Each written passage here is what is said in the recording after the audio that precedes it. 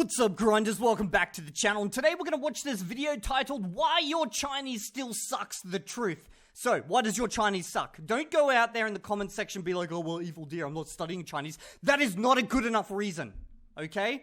Now we're going to find out why it sucks, apart from that reason of you not studying it. But I study it and kind of speak it-ish, so we're going to find out why my Chinese sucks. And that bear on the bed there, he is strategic. Is that... Jesus Christ, I thought that was like summoning candles laid around the bear as if it was gonna like summon the freaking ancient tongue gods of something. I don't know where I'm going with this, but let's just watch the video and stay on topic for once. By the way, guys, I've had so many problems with this goddamn mic over the last few weeks. You guys have probably noticed it. Sometimes the sound goes up and down and freaking randomly cuts in and out, and then sometimes it even echoes, but I think I figured it out. It was a fucking Microsoft Windows update. And if this video comes out nice and smoothly and sounds good, it was Windows, man. It was goddamn Windows. Let's be brutally honest for a moment. Everybody loves the idea of learning Chinese, but almost nobody actually does it. People start with motivation levels higher than HSK 9, like new notebooks, new apps, new goals. 2 weeks later, they are already She's Russian, isn't she? I'm just picking up her accent. She sounds Russian to me. Googling, is Chinese really worth it? Why can't I remember anything? How do I quit learning Chinese politely? Trust me, I've been there. And today I'm going to explain something nobody ever admits. You are not failing because Chinese is hard. You are failing because the way you are learning is broken. And if you... Or you're just a lazy fuck who doesn't want to put in the effort. Come on, let's be honest. That's most people. You're just a lazy fuck. like that's realistically what it comes down to at the end of the day. You either have the desire to actually learn the language or you don't. Or, well, okay, there's other reasons, but like, that's the main one. You're just not stubborn enough. Ever felt stuck, stupid, embarrassed, overwhelmed? This video will finally make everything click. The first reason is that you are studying, not learning. This hurts, but it's true. Okay, the first thing I always want to see when I see these videos is someone actually speak the language. That way I know they've got some type of authority here. Obviously her whole YouTube channel is about Chinese, so I'd like to hear her speak some Chinese. Just anything. Just give me a taste test so I know you're actually living what you're saying. Okay, that's in English. Okay, we might get some Chinese in that one. Come on, there's gotta be one video in here where you speak Chinese, girl. Okay, we're gonna have to pick one at random. Colors in Chinese. Talk about colors in Chinese. Okay, let's just hear it. Hey there! Ready to dive into the colorful world of Chinese? Absolutely, but I've heard Chinese colors can be a bit tricky. Okay, let's just get to the talking spot. 他的鞋子是黑色的. His shoes are black. 字是黑色. For example, 他的鞋子是黑色的. Oh god. Oh, wow, girl, your pronunciation of the X is absolutely abysmal. Sorry, I'm just like... I gotta hear that again. My coffee. For black, it's 黑色. 黑色. For example, that's fine. 他的鞋子是黑色的. 他的鞋子是黑色的. Okay, well, I was obviously over-enunciating it then, but like... There's something going on back here. Okay, maybe this is just a bad example. Let me just get one more. Fine. 黄色. 黄色. Meaning yellow, just like the sun. Yeah, it's good enough. For instance, 她的帽子是黄色的. Her hat is yellow. She's got some weird thing happening with her tones here. Let's try one more. Let's go here. Like a gold trophy. For example, 这个奖杯是金色的. This trophy is gold. Or a fun one. 我想要一个金色的手. Okay, yeah, she can't pronounce her X sounds. Okay, cool. We've established that one was this. This was 1 year ago, so she might have got a lot better since then. I don't know. Anyway, let's get back to the video. People study Chinese the way they study for a school test. Highlighting words, repeating them like a robot, feeling proud when flashcard... By the way, I should probably stress, okay? This is not me trying to tear her down and say she's shit at Chinese or anything like that. I just like to know where someone is at in their learning journey. Now, she's obviously studying the language because I can hear that she's using the tones, although they're sometimes a little bit iffy. Her pronunciation of those specific sounds were not good, but this was a year ago. She might be perfectly fine now, okay? But it allows me to gauge how far you've actually walked along the road before you're allowed to make certain claims about a language. Turns green. But here is the painful truth. You can study for 300 hours and still not be able to hold a 3-minute conversation. Well, 300 hours won't get you far in Chinese. like it sounds like a lot, but yeah, it won't get you far. I spent months memorizing words, but when a taxi driver in Beijing asked me something, I froze. My brain was like, wait, I know the word, I just don't know how to use it. And now I no longer remember the word. Or my name. What people won't tell you is that Chinese is not learned in your notebook. It's learned in your mouth. If the words don't come out of your mouth, they are not yours. The second reason is that you are terrified of sounding stupid. Let's be honest, Chinese exposes your soul. Well, so this is actually kind of relevant to every language so far. Like, this is not special to Chinese or anything. I've never had a problem with the whole feeling stupid thing. Like, because I'm just a stupid guy overall. I just do stupid shit anyway. And if I do something that's stupid, I'll just try and make the situation even more awkward to the point where everyone just forgets about the previous stupid thing. I don't know where I'm going with this, but like it's a weird habit of mine. But yeah, these are not issues for me specifically, okay?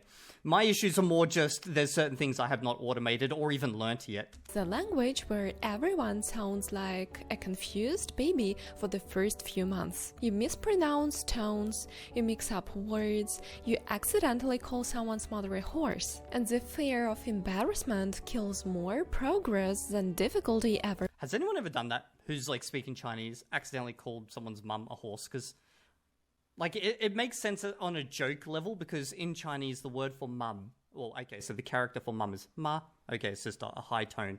And I'm going to over-enunciate all these things so you can hear it. So you got ma, and then you've got horse, which is ma. So ma. Okay. Now, maybe in some type of, like, I can't imagine you ever actually doing this. Now, this is a joke that you always read about, but there's literally no way you could do this, because a horse is just ma, okay? But your mum, you're never just going to go ma, you're going to go mama or something like that, okay? So it's like, it's a double syllable. So I remember trying to order dumplings and instead saying, I want to sleep in people. The waitress blinked twice and then laughed. I wanted to disappear into the floor like a theme character. But here's the secret. Every fluent speaker you admire went through this exact humiliation. No one learned perfectly. Everyone learned messy. Let me drop this on you. If you are not embarrassing yourself daily, you are not learning Chinese. You are just pretending. The third reason is that you don't actually understand tones. I know, nobody wants to hear this. Everyone rolls their eyes like, tones again? But let me say something you need to hear. Tones don't just change meaning, they are the meaning. I once said, I'm very busy, and the person heard, I am a pancake.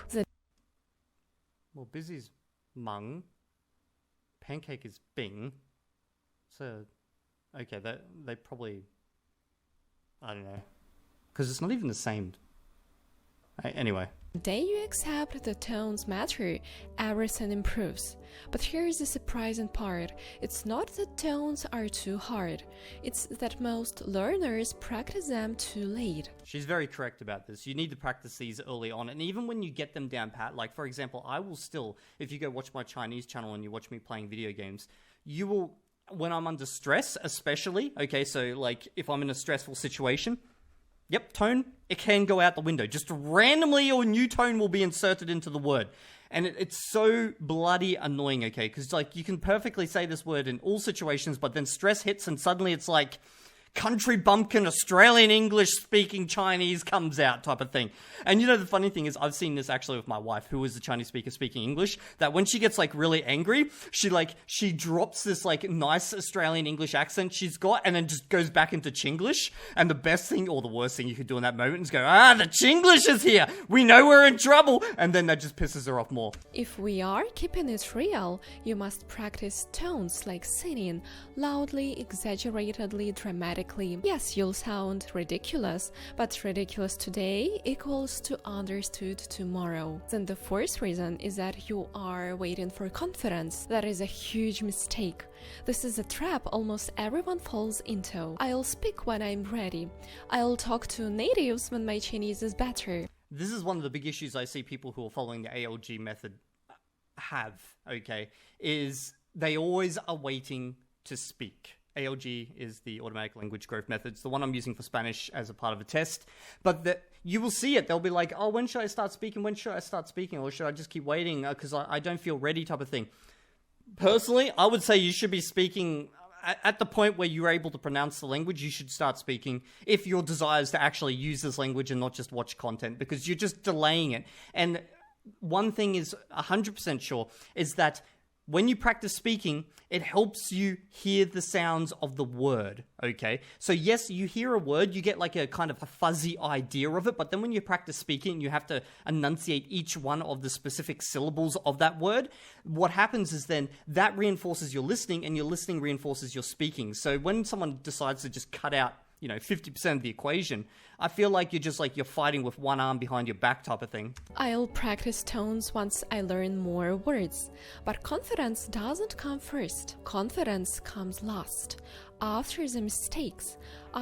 Okay, my advice here would be, when you start learning words, don't try to learn them as, okay, it has a pronunciation and then it also has a tone.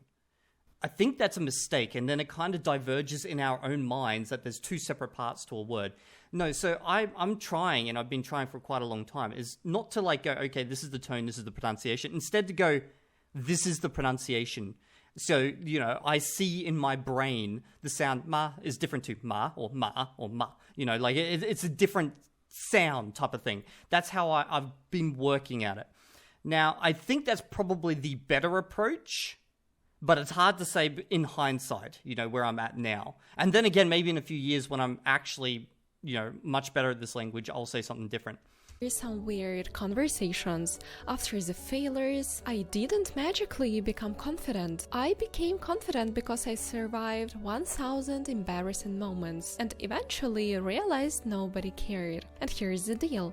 If you wait for confidence before you speak, you'll never speak. Then the reason number 5. You are consuming, but not producing. Watching Chinese dramas? Great. Listening to Chinese podcasts? Fantastic. Scrolling Chinese TikTok? Love it. But are you speaking? Are you using the language?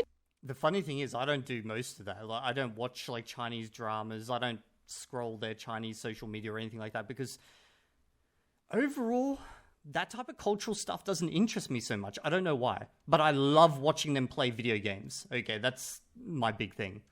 Are you producing anything? Because passive learning feels comfortable, but it doesn't move you forward. I know people who watched 300 episodes of Eternal Love. That sounds like eternal hell on earth. Anything titled Eternal Love and it has 300 episodes, dear God. And still can't say what's your name without panicking. Let's get one thing straight. If what you are doing feels comfortable, it's probably not helping. Then the 6th reason, you underestimate how emotional languages. This one might surprise you. Chinese is not hard because of tones, characters, or grammar. Chinese is hard because it forces you to think differently. This is actually, okay, so I know she's definitely learning the language now that she's said that, okay. Because a lot of people, I see this, they'll comment in Discord, they're like, oh, but Chinese grammar's pretty easy, realistically. Like, I'm at the beginning stages, blah, blah, blah. Yeah, the grammar is easy, okay, easy as in the parts you need to learn. However, it does think different, okay? They use different verbs to the situations we would use. They use totally different structures. They rearrange things in ways that make you question why. when I could say it perfectly fine the other way. No, it has to be in this way in this situation. There's just a lot of different thinking compared to, English or Spanish or friggin' Esperanto, these other languages I've learned. That is definitely the main point, is the way to think. And this is my biggest problem. So often I'll say on my other channel not on my other channel, when I'm talking about Chinese, I'll say, my biggest issue is that I will speak Chinese with English grammar sometimes. And I'm working at that, 我的中文太像英文了. My Chinese is too similar to English, basically. And realistically, it's not that I'm doing the grammar wrong, although I am sometimes. It's just I'm using an English thinking or an English structure to thinking as opposed to how they would think about it in that situation. It's kind of hard to explain, but I think anyone who's learning a language that's pretty far removed from their native language would know what I mean. I'm guessing it's the same, with Japanese or any language that's far removed from English. Start noticing how Chinese people describe the world, how they structure ideas, how they soften statements, how indirect communication works, how much meaning is between the lines. Learning Chinese is emotional. It changes how you think, and that mental shift takes time. Here's what matters most. Chinese isn't just a language, it's a new operating system, and switching systems takes patience, not talent. Then the seventh reason is that you compare yourself to others. You see someone on YouTube saying they learned Chinese in 6 months. Someone on Reddit claiming HSK 6 after 1 year. Get the fuck out of here. That ain't happening. You're not doing HSK 6 in 1 year. No way. No way. Okay? You know why I'm saying no way? Because there is literally colleges over in China where you can go to and they are full-time every single day for a year. And I think the max, the highest level students they've had come out of those are HSK 5, okay? So these guys are living in China. They're studying and using Chinese every single, day basically. And then they walk away with HSK 5. And funnily enough, most of the ones I've seen coming out of those courses have pretty bad pronunciation because obviously you hit the ground running and you're just learning so much as opposed to, actually focusing on the fundamentals from the start. So anyone who's claiming HSK 6 in 1 year, I would need some pretty good proof to believe that. Someone on TikTok speaking perfect Mandarin with flawless tones, and you think, I must be slow, I must be bad at languages, I'll never sound like that. But here's what you don't see. Their background, their previous languages, their daily immersion, their tutor hours, their environment, failures, their years of effort. You only see the highlight reel. You have to understand that comparing yourself to others is the fastest way to kill your motivation. Compare yourself only to yourself. So, why do people fail? Not because Chinese is impossible, and not because tones are too hard. And of course, not because characters are scary. People fail because they avoid speaking, they hide from embarrassment, they trust short. I wouldn't say that's why they fail, but I would say that avoiding speaking is hindering you if your goal is to actually use this language with other people. These points are all generic to pretty much every language out there except for the one around thinking. You can kind of get away with that, more of an English thinking with languages that are closer. But most of these points are pretty generic and can be applied to every language. And I would say speaking is definitely a part they don't give enough attention to, okay? Now, additionally, on top of this, okay, speaking is one of those things you need to give a lot of attention to, but you have to spend some time learning the sounds of the language before you start speaking. Otherwise, you're going to be in a world of hurt down the track, going back and revisiting stuff. I've done it, okay, several times. Don't do it. It's painful. Because they memorize without using. They expect fast results. And of course, they blame themselves instead of the method. But here's the good news. You don't need to be naturally gifted. You just need to be consistent, brave, and slightly delusional. The funny thing is about that whole gifted thing is obviously you hear people say, oh, this polyglot's gifted or that person's gifted, with anything.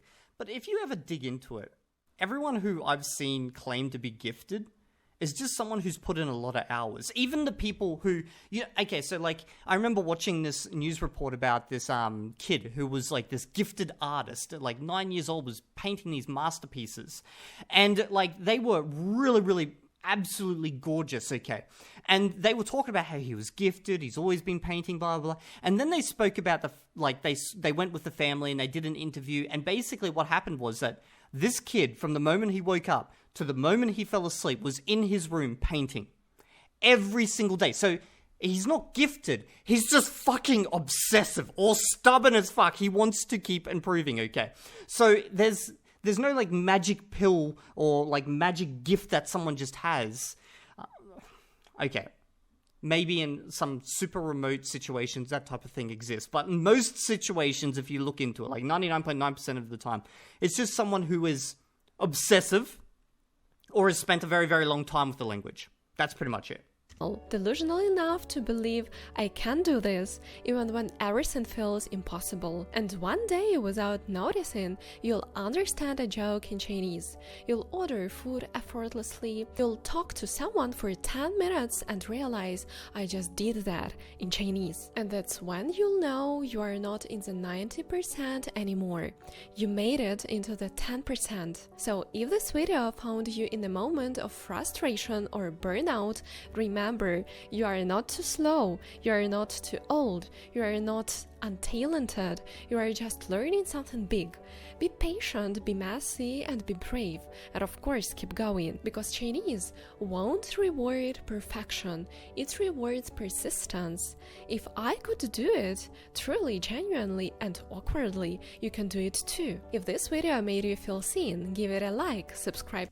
Okay, cool. I'll put a link down in the description below. I've got a couple of questions here. The first one is, what the hell's going on with the bear and the freaking summoning circle around it? And the second one is an observation. As you saw, the first thing I did was go to your channel and look for some Chinese videos. You're obviously trying to build up a audience of people who want to learn Chinese, okay, because that's what your channel's about. Drop a video of you speaking Chinese. Now, I know that sounds stupid, and it's like, oh, why do I have to go prove myself type of thing? People just want to see proof. So do that. I assume you speak it pretty good now, otherwise you wouldn't be making these types of videos. But like, yeah, just put something out there so we can all just sit here and go, whoo, and then critique your every single tone. No, but like, it just does give some authority, because like every time I see these types of channels, and I've seen plenty of them, there'll be like hundreds of videos about this language, this, like, learn this aspect of it, do this and this and this and this, and then at the end of the day, you find out the person barely even speaks the goddamn language. Now, I'm not saying she's like that, but that will put you way ahead of the crowd if you just drop a couple of videos. Now, they're not going to get the views, but at least that's something you can point to. That's what I've done, and it seems to help with me defending against the haters and stuff. Anyway, hope you guys have enjoyed this video, got some inspiration. I've jabbered on for 22 minutes and 48, 49, 50 seconds, and I'll see you all in the next video. And don't forget, sub or Elmo's going to choke you out with that towel. Hey, Elmo, we doing the towel thing tonight? Oh yeah, boy. Yeah, we are.